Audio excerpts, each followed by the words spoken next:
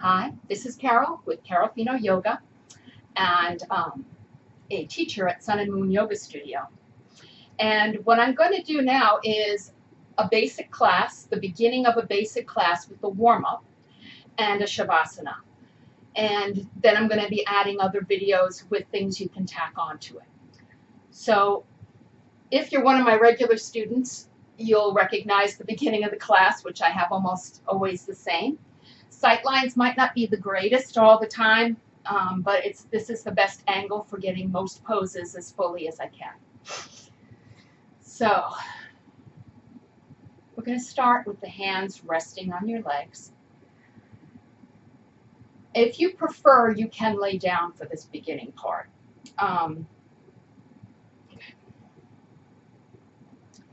And so laying down or seated, come into your natural breath. So no matter what else has been going on around you, no matter what other stresses there are, for right now, just be present in your body and notice if your body feels tight or loose. Soften the muscles of your face.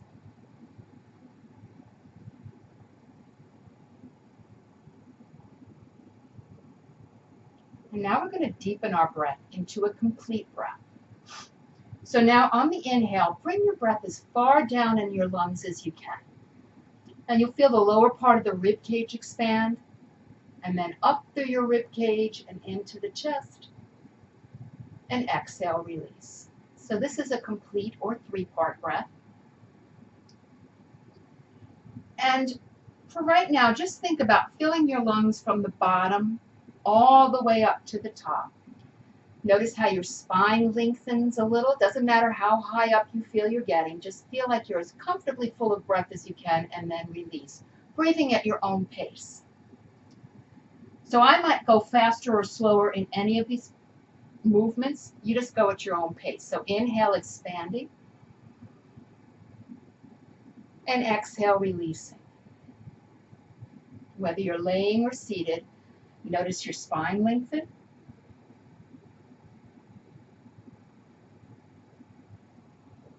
And on the exhales, let the side body release and see if you can keep your spine long without a lot of effort. And we'll take 2 more rounds of these complete breaths.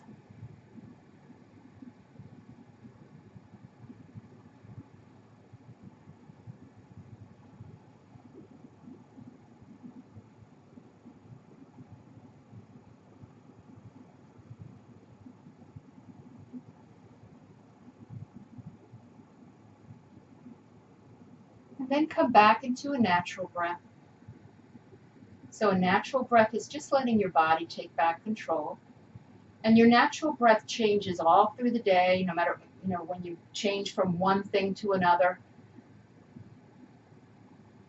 And just notice your natural inhale and exhale.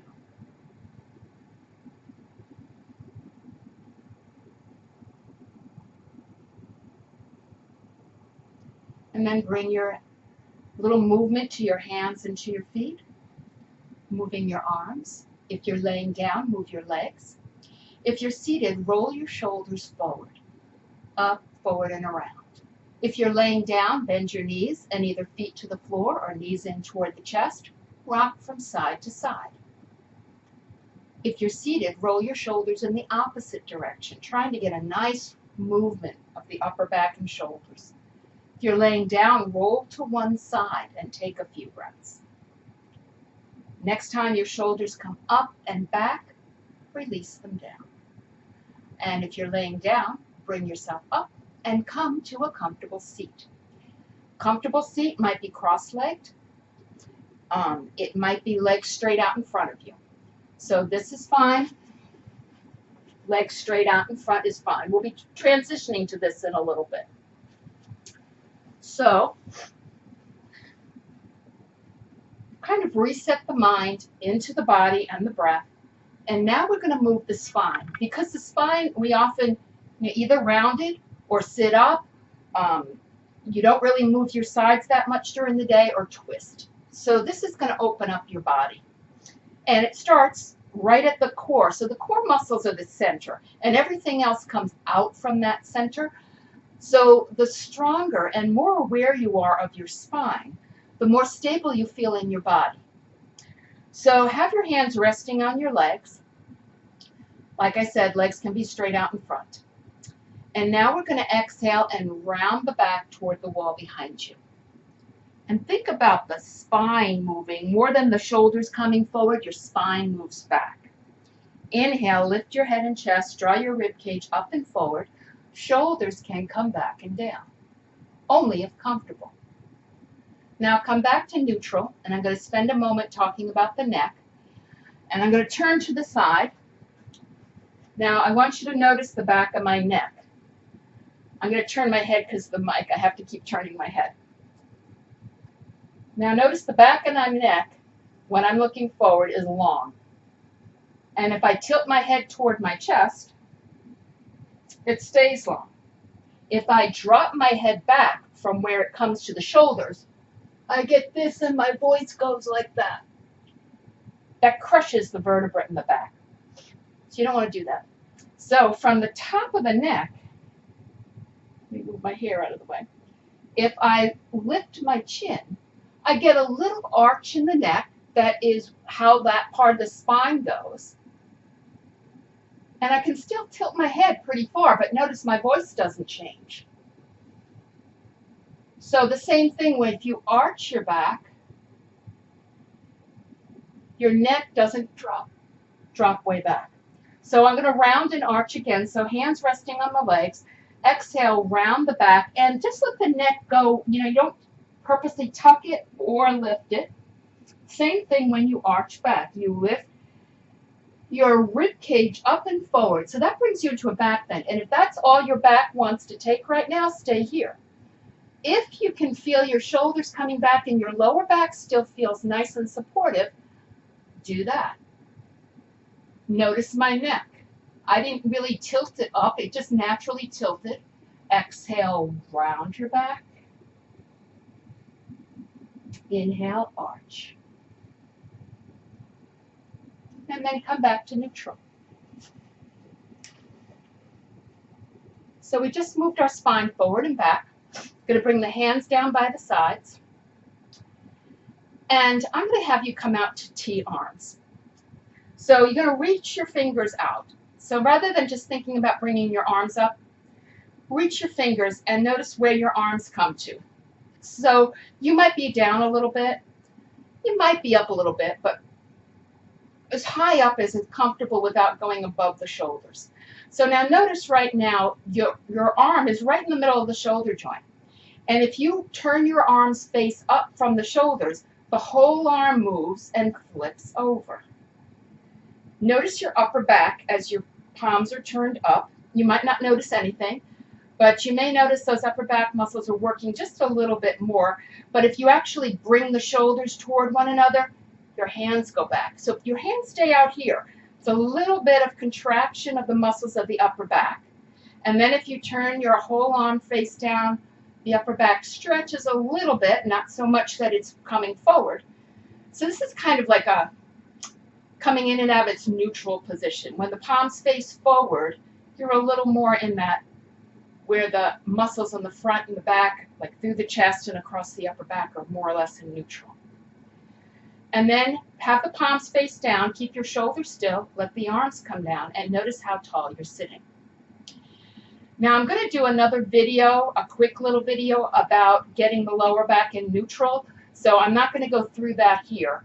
But if you look at that video, if your back is real rounded, I'll talk about some things you can do to come back to neutral. So now you're going to keep the left hand down with the fingertips on the floor and bring the right arm out to the side. So, let me think. I haven't done this with this. So I guess I can do my hand. Okay, well I'm going to go put this arm out to the side. One arm out to the side and kind of mirror me. So you're going to take that arm and from the shoulder turn the palm up. And then bring the left shoulder toward the left hip, or the side that doesn't have the arm straight. Come over and come up. And come over and up without changing the arm. And then this time when you come over, keep the arm like this. Press into your fingers a little bit and see if that right side ribs come up. So you don't want to be leaning into this side trying to get over as far as you can. You can go ahead and do that and see how that feels, and then notice how it feels to come up, come over, and see how much work your spine is doing and your side is doing. Now this top arm can come to your ribs, and that might be most comfortable for you.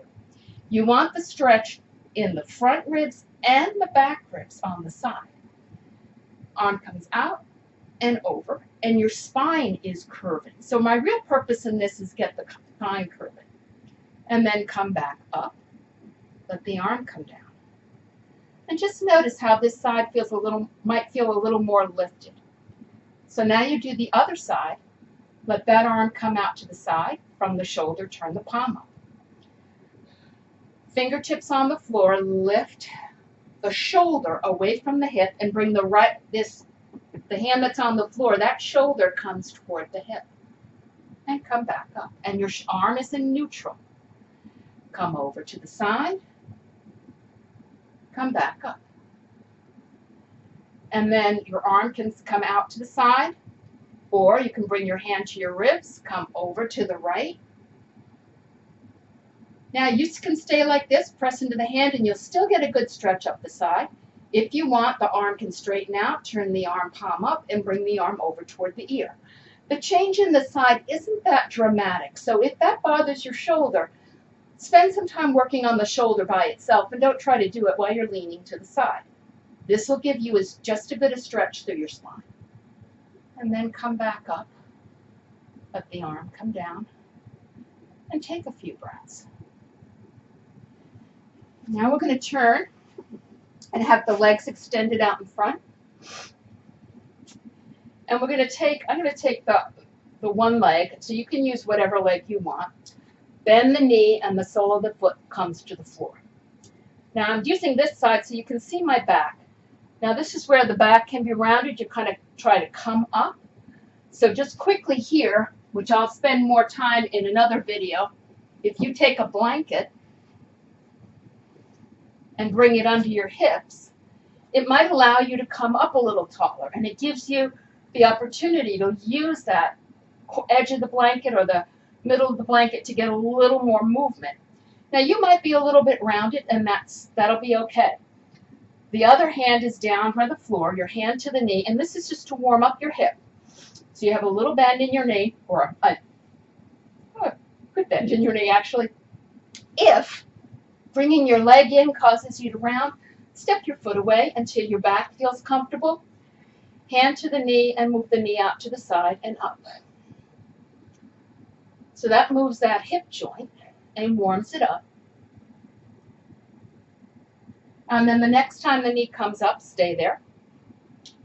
Straighten that leg. We'll do the other side, bend the knee, hand to the knee. And you're keeping the spine long. Bring that knee out to the side and up. And I'm going to lift my arm so you can see my back stays still. So this is having me use my back as well as the leg and the hip joint. If I round my back, my hips are going to move more. If I sit up straight, it's a nicer angle for the hip joint. Next time that knee comes up, stay there. Same leg, bring the hands behind the thigh. Now that straight leg, instead of letting it just kind of flop, reach out through the sole of your foot like you're trying to put the foot on the wall in front of you. Lengthen your spine, soften your shoulders. And then lean back just until the foot comes off the floor a little bit and straighten and bend the knee. So now you're working your knee joint. Get any of those little clicks out of your knee or any kind of like movement. You can just kind of working the joints, getting the joints lubricated. And then bring the shin parallel to the floor, point the toe, and flex the foot.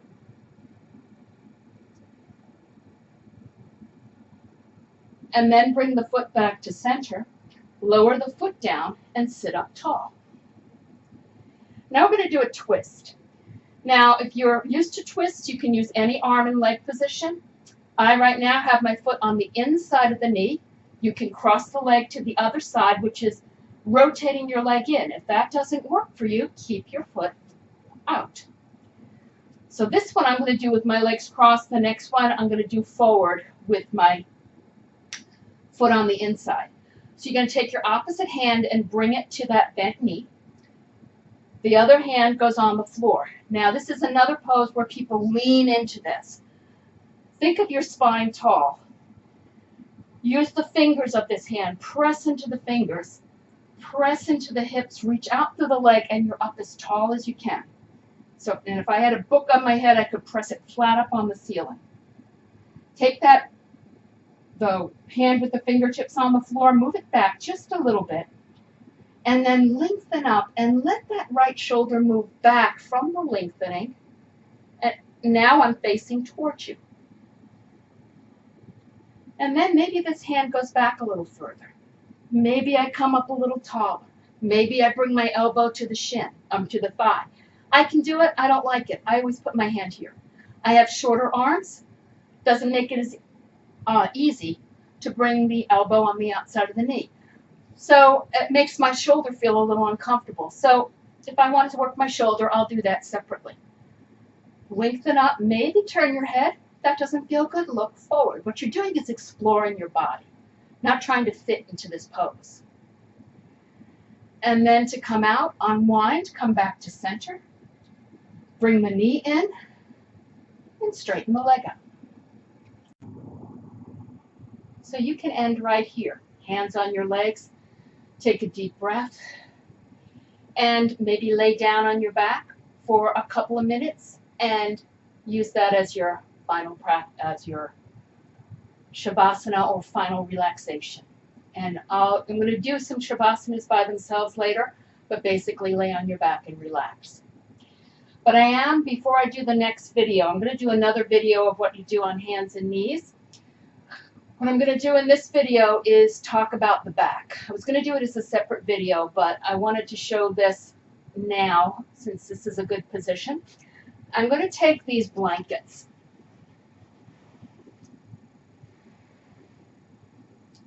And you can see I have quite a few blankets. You can use a couch, the seat from a couch. You want something kind of firm like a seat from a couch. This is a stack of wool blankets. And what the wool blankets allows you to get more and more different heights. But I want to show you what the difference is here. If my back rounds, so let me bring my shins parallel. This is a much deeper angle at my hips. And that's my shins my thighs parallel to the floor. So this would be how I would have my spine if I were sitting on the floor. Now, as I straighten my legs out now, notice that this angle at the hip joint is different. It's a little more forgiving, and I can get my back straight. So you might need a stack this high to feel comfortable, and you may be able to cross your legs here where you wouldn't before. It's not important to be able to cross your legs.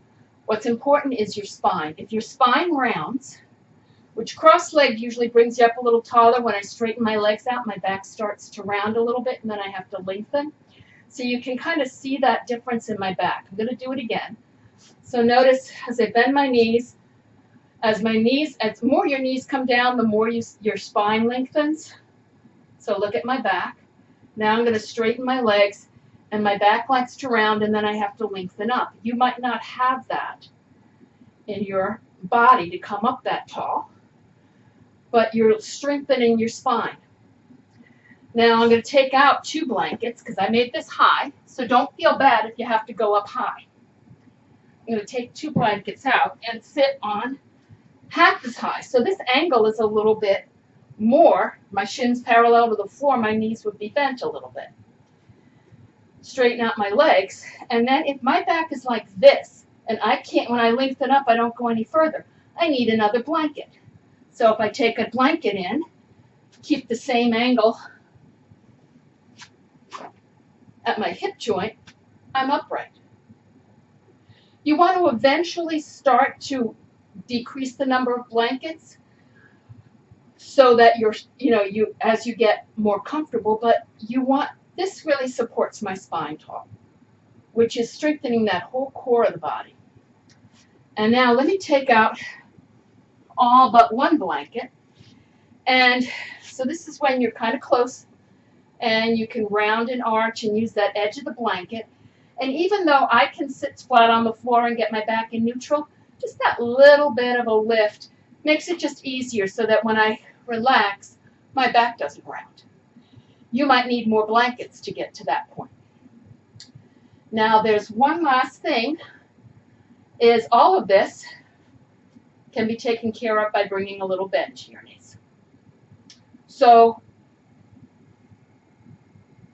see what works.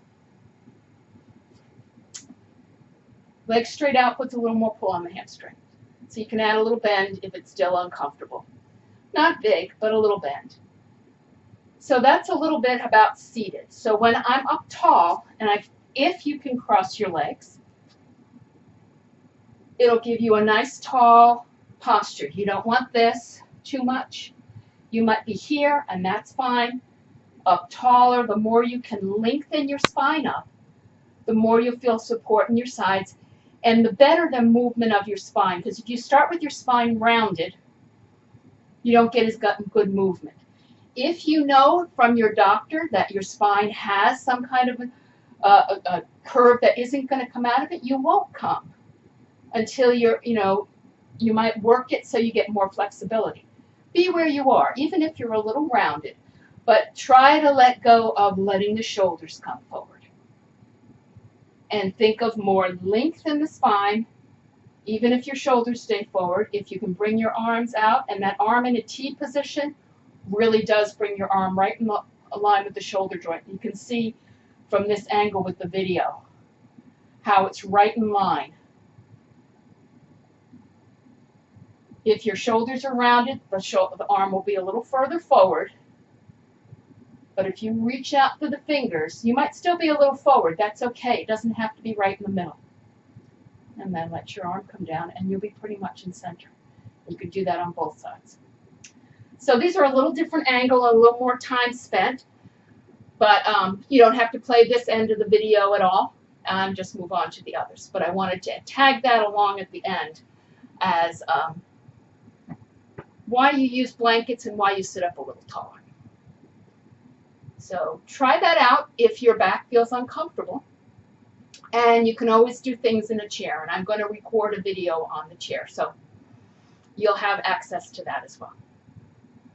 So thanks for joining me. And I will continue recording.